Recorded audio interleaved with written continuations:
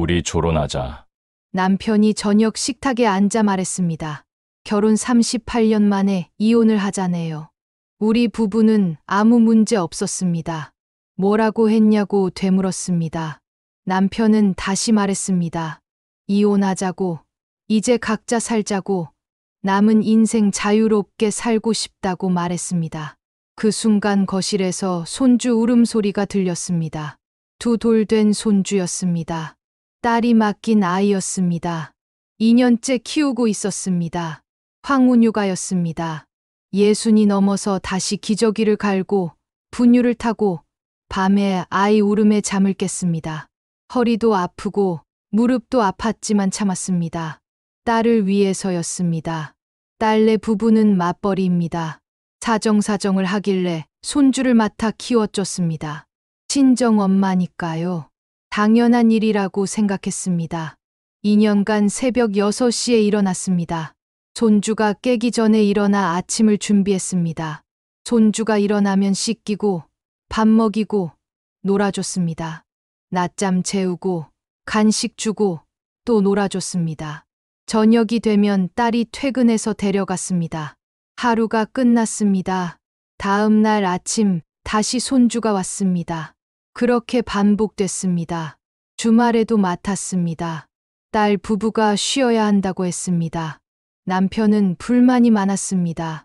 집이 시끄럽다고, 아이 울음소리에 잠을 못 잔다고, 언제까지 키울 거냐고 불평했습니다. 참으라고 말했습니다. 우리 딸인데, 우리 손주인데 도와줘야 한다고 설득했습니다. 남편은 한숨만 쉬었습니다. 6개월 전부터 남편이 변했습니다. 집에 늦게 들어왔습니다. 주말에도 외출이 잦았습니다. 등산 간다고, 친구 만난다고 말했습니다. 의심했습니다. 하지만 물어보지 않았습니다. 60이 넘어서 설마 무슨 일이 있겠습니까? 그냥 나이 들어서 자유를 원하나 보다 생각했습니다. 그런데 오늘 이혼을 말했습니다. 왜 갑자기 이혼이냐고 물었습니다. 남편이 말했습니다. 갑자기가 아니라고, 오래 생각했다고, 이제 정말 힘들다고 말했습니다. 집은 시끄럽고, 당신은 손주만 신경 쓰고, 자기는 신경도 안 쓴다고 불만을 털어놨습니다. 할 말이 없었습니다. 맞는 말이었습니다. 2년간 손주에게만 집중했습니다. 남편은 뒷전이었습니다. 미안하다고, 앞으로 잘하겠다고 사과했습니다. 남편이 고개를 저었습니다. 늦었다고, 이미 마음을 정했다고, 변호사도 만났다고 말했습니다. 변호사까지 만났다는 말에 가슴이 철렁했습니다. 진심이었습니다. 정말 이혼하려는 겁니다. 다시 물었습니다. 정말 이혼하고 싶냐고. 38년을 함께 산 부부인데 그렇게 쉽게 끝낼 수 있냐고 물었습니다. 남편은 단호했습니다. 그렇다고, 이제 각자 살자고, 재산은 반반 나눠주겠다고요. 그 순간 깨달았습니다. 뭔가 다른 이유가 있다는 걸요. 단순히 손주 문제만이 아니라는 걸요. 혹시 다른 사람이 있냐고 물었습니다. 남편의 표정이 굳었습니다. 잠시 침묵이 흘렀습니다. 그리고 대답했습니다. 그래, 사실 만나는 사람이 있어. 세상이 무너지는 것 같았습니다. 60이 넘은 나이에 바람을 피웠다니.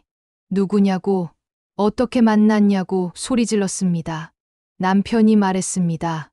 등산 동호회에서 만났다고, 자기보다 10살이나 어리고 남편과 사별해서 혼자 산다고 설명했습니다. 6개월 전부터 만났다고, 진심이라고, 재혼하고 싶다고 말했습니다. 눈물이 났습니다. 38년을 함께 살았습니다. 자식 둘을 키웠습니다. 남편 뒷바라지하며 살았습니다. 그런데 손주 키운다고 2년 정신없이 살았더니 남편이 바람을 피웠습니다. 배신감이 밀려왔습니다. 분노가 치솟았습니다. 하지만 동시에 생각했습니다. 내 잘못일까? 내가 남편을 소홀히 해서 이런 사단이 벌어진 걸까? 그날 밤 잠을 이룰 수 없었습니다. 이혼 선언을 하더니 이제 잠도 거실에 나가서 잡니다. 38년 결혼 생활이 이렇게 끝나야 하는 건지 앞이 막막했습니다. 다음 날 아침 딸에게 전화했습니다. 급한 일이 있으니 오늘은 손주를 못 봐준다고 말했습니다. 딸이 놀랐습니다. 갑자기 왜 그러냐고, 어디 아프냐고 걱정했습니다. 아프지 않다고, 그냥 급한 일이 생겼다고 둘러댔습니다. 딸은 난처했지만 알겠다고 대답했습니다. 남편과 마주 앉았습니다. 진지하게 얘기하자고 말했습니다. 정말 이혼하고 싶냐고 다시 물었습니다. 남편은 그렇다고 대답했습니다. 마음을 돌릴 수 없냐고 애원했습니다. 남편은 고개를 저었습니다. 그 여자와 정말 진심이냐고 물었습니다. 남편은 그렇다고 대답했습니다. 나와는 38년을 살았는데 그 여자와 6개월 만에 진심을 알 수 있냐고 물었습니다. 남편은 알 수 있다고, 그 사람이 자기를 이해해 준다고, 그 여자 옆에서 먹고 자는 게 행복하다고 말했습니다. 더 이상 할 말이 없었습니다. 알겠다고, 이혼하자고 말했습니다. 남편이 놀란 표정을 지었습니다. 생각보다 쉽게 동의해서 의외였나 봅니다. 하지만 조건이 있다고 말했습니다. 재산은 정확히 반으로 나누고 위자료는 받지 않겠지만 집은 제가 갖겠다고 요구했습니다. 남편이 바람을 피웠으니 당연한 요구였습니다. 남편이 고민했습니다. 하지만 결국 동의했습니다. 빨리 이혼하고 싶었나 봅니다. 변호사를 만났습니다. 이혼 합의서를 작성했습니다. 한 달 안에 모든 절차를 끝내기로 했습니다. 그 한 달 동안 딸에게 말했습니다. 이제 손주를 못 봐주겠다고, 엄마도 인생을 살아야겠다고 선언했습니다. 딸이 당황했습니다. 갑자기 왜 그러냐고, 무슨 일 있냐고 물었습니다. 아빠와 이혼한다고 말했습니다. 딸이 충격받았습니다. 왜냐고, 무슨 일이냐고 다그쳤습니다. 아빠가 다른 여자를 만난다고, 재혼하고 싶다고 했다고 설명했습니다. 딸이 분노했습니다. 아빠한테 전화하겠다고, 말도 안 된다고 소리쳤습니다. 말리지 않았습니다. 딸과 남편이 통화했습니다. 딸이 아빠를 설득했지만 소용없었습니다. 남편은 마음을 바꾸지 않았습니다. 딸이 울었습니다. 미안하다고, 자기 때문이라고 사과했습니다. 손주 때문에 엄마가 힘들어서 아빠가 떠나는 거라고 자책했습니다. 아니라고 위로했습니다. 내 잘못이 아니라고, 아빠 선택이라고 말했습니다. 하지만 손주는 이제 못 봐준다고 단호하게 말했습니다. 육아는 부모가 해야 한다고, 엄마도 이제 엄마 인생을 살아야 한다고 선언했습니다. 딸이 알겠다고 대답했습니다. 회사를 그만두겠다고, 집에서 아이를 키우겠다고 말했습니다. 안타까웠습니다. 딸의 커리어가 끊기는 게 안타까웠습니다. 하지만 어쩔 수 없었습니다. 저도 이제 제 인생을 살아야 했습니다. 한 달 후 합의 이혼을 했습니다. 38년 결혼이 이렇게 끝나버렸습니다. 이혼 판결문이 도착하자마자 남편은 집을 나갔습니다. 아마 그 여자 집으로 들어가겠죠. 마지막 인사도 없었습니다. 그냥 나갔습니다. 뒤돌아보지 않았습니다. 집이 텅 비었습니다. 손주도 없고 남편도 없었습니다. 혼자 남았습니다. 60이 넘어 혼자가 됐습니다. 38년간 누군가와 함께 살다가 혼자 사는 게 낯설었습니다. 아침에 일어나면 습관적으로 남편 아침을 차리려 했습니다. 하지만 남편은 없었습니다. 혼자 밥을 먹었습니다. 텅 빈 식탁이었습니다. 손주가 오지 않으니 집이 조용했습니다. 너무 조용해서 이상했습니다. 2년간 시끄러웠던 집이 갑자기 고요해졌습니다. 딸이 가끔 전화했습니다. 괜찮냐고, 외롭지 않냐고 걱정했습니다. 괜찮다고 대답했습니다. 거짓말이었습니다. 외로웠습니다. 하지만 시간이 지나면서 깨달았습니다. 이게 자유라는 걸요. 아침에 일어나는 시간을 정하지 않았습니다. 피곤하면 늦게까지 잤습니다. 일어나서 커피를 천천히 마셨습니다. 서두를 필요가 없었습니다. 밥도 제 입맛대로 했습니다. 남편 눈치 볼 필요 없었습니다. 손주 이유식 만들 필요도 없었습니다. 먹고 싶은 걸 먹었습니다. 오후에는 산책을 나갔습니다. 동네 공원을 걸었습니다. 날씨가 좋았습니다. 벤치에 앉아 책을 읽었습니다. 오랜만에 읽는 책이었습니다. 저녁에는 드라마를 봤습니다. 옛날에는 볼 시간이 없었습니다. 손주 돌보고 남편 저녁 차리고 설거지하면 하루가 끝났습니다. 지금은 시간이 많았습니다. 3개월이 지났습니다. 이제 혼자 사는 게 익숙해졌습니다. 외롭지 않았습니다. 오히려 편했습니다. 문화센터에 등록했습니다. 수채화 강좌를 신청했습니다. 젊었을 때 배우고 싶었던 거였습니다. 결혼하면서 포기했었습니다. 수업에 갔습니다. 비슷한 나이의 사람들이 많았습니다. 대부분 여성이었습니다. 혼자 사는 사람도 많았습니다. 친구가 생겼습니다. 5년 전 남편과 사별했다고 했습니다. 혼자 살고 있었습니다. 함께 점심을 먹었습니다. 수다를 떨었습니다. 오랜만에 웃었습니다. 친구가 말했습니다. 혼자 사는 게 처음엔 힘들지만 익숙해지면 편하다고, 눈치 볼 사람 없어서 좋다고 말했습니다. 공감했습니다. 정말 그랬습니다. 6개월이 지났습니다. 이제 완전히 적응했습니다. 혼자 사는 게 좋았습니다. 38년의 결혼 생활이 6개월 만에 편안해진다는 게 씁쓸하기도 했습니다. 여행도 다녀왔습니다. 친구들과 제주도에 갔습니다. 3박 4일이었습니다. 바다를 보고 맛있는 음식을 먹고 사진을 찍었습니다. 행복했습니다. 딸이 놀랐습니다. 엄마가 많이 밝아졌다고, 표정이 좋아졌다고 말했습니다. 맞았습니다. 저도 느꼈습니다. 거울을 보면 표정이 밝았습니다. 38년간 누군가를 위해 살았습니다. 남편을 위해, 자식들을 위해, 손주를 위해 살았습니다. 이제는 저를 위해 살고 있었습니다. 늦었지만 시작했습니다. 64세 나이에 새로운 인생이 시작됐습니다. 1년이 지났습니다. 어느 날 딸에게서 전화가 왔습니다. 아빠 소식을 들었다고 말했습니다. 무슨 소식이냐고 물었습니다. 사실 궁금하지 않았습니다. 하지만 딸이 말하고 싶어 하는 것 같았습니다. 딸이 말했습니다. 아빠가 그 여자와 결혼했다고, 3개월 전에 재혼했다고 알려줬습니다. 예상했던 일이었습니다. 놀랍지 않았습니다. 그래서 어떻게 사냐고 물었습니다. 딸이 계속 말했습니다.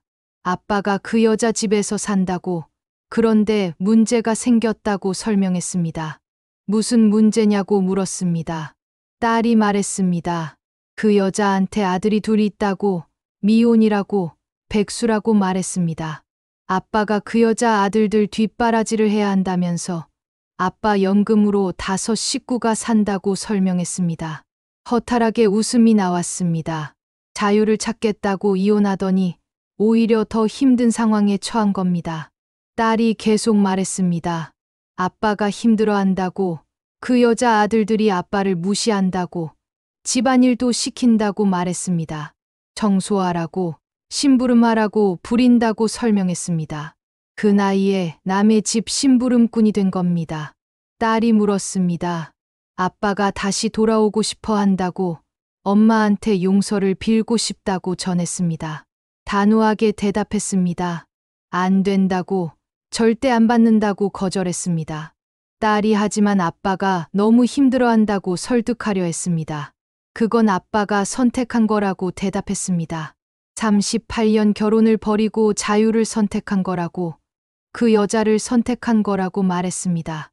이제 그 선택의 결과를 받는 거라고 설명했습니다. 딸은 더 이상 말하지 않았습니다. 3개월 후 또 연락이 왔습니다. 이번에는 아들에게서였습니다. 아빠를 만났다고 말했습니다. 정말 힘들어 보이더라고 전했습니다. 어떻게 사냐고 물었습니다. 아들이 말했습니다. 아빠가 그 집에서 일하는 사람처럼 산다고, 아침 일찍 일어나서 청소하고, 식사 준비한다고, 그 여자 아들들 빨래도 한다고 설명했습니다. 자업자득이라고 생각했습니다. 아들이 계속 말했습니다.